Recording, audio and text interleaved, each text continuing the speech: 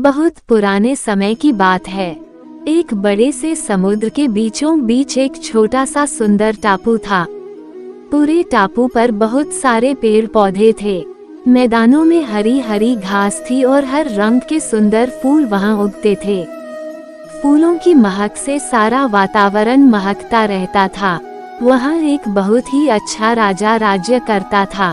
सभी की खुशी में वह खुश होता था और सबके दुखों को बांटकर कम करता था। हर वर्ष वहां राज्य के कुलदेवता की पूजा की जाती थी और उसके लिए बगीचे के सबसे सुंदर फूल को चुना जाता था। ये चुनाव राजा करता था।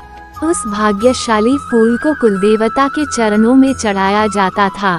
पिछले कई वर्षों से बागीचे के सबसे सुंदर लाल गुलाब के फूलों को इसके लिए चुना जा रहा था। इसलिए गुलाब का पौधा बहुत ही घमंडी हो गया था। उसे लगता था कि वही एक है जो सब फूलों में सबसे सुंदर है। घमंड के कारण वह तितलियों और मधुमक्खियों को अपने फूलों पर बैठने भी नहीं देता था। यहाँ तक कि पक्षियों को अपनी डालियों के पास भी आने नहीं देता था। उसके ऐसे व्यवहार के कारण कोई तितली या पक्षी उसके पास आना ही नहीं चाहते थे। हर वर्ष की तरह एक बार फिर वह दिन आने वाला था जब कुलदेवता की पूजा की जानी थी। गुलाब के पौधे को पूरा विश्वास था कि राजा आएंगे और उसी को चुनेंगे। गुलाब के पौधे के पीछे मिट्टी के ढेर पर एक पौधा अपने आप उगाया था, छोटा सा, नाजुक सा। उस पर चमकदार पीले रंग के छोटे छोटे फूल उगे थे। वो एक जंगली पौधा था, इसलिए कभी कोई उसकी ओर ध्यान ही नहीं देता था। उसके फूल छोटे थे लेकिन बेहद सुंदर थे।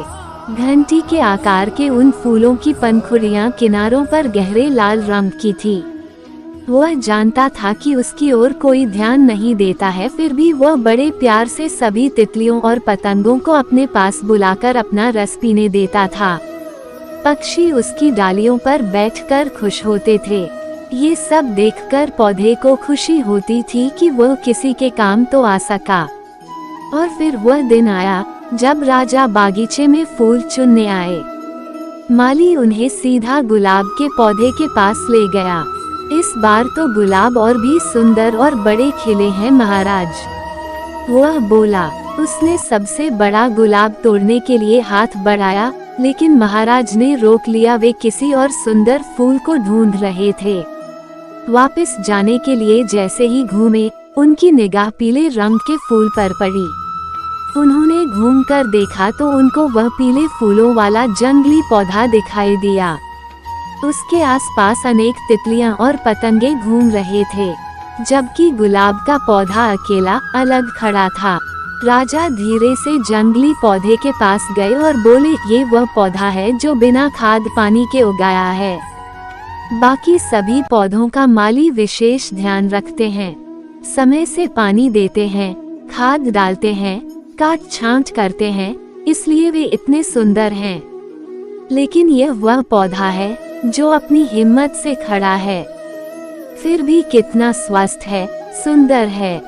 सबसे अच्छी बात यह है कि इसके अच्छे स्वभाव के कारण सभी तितलियां उसके पास आकर बेहद खुश हैं।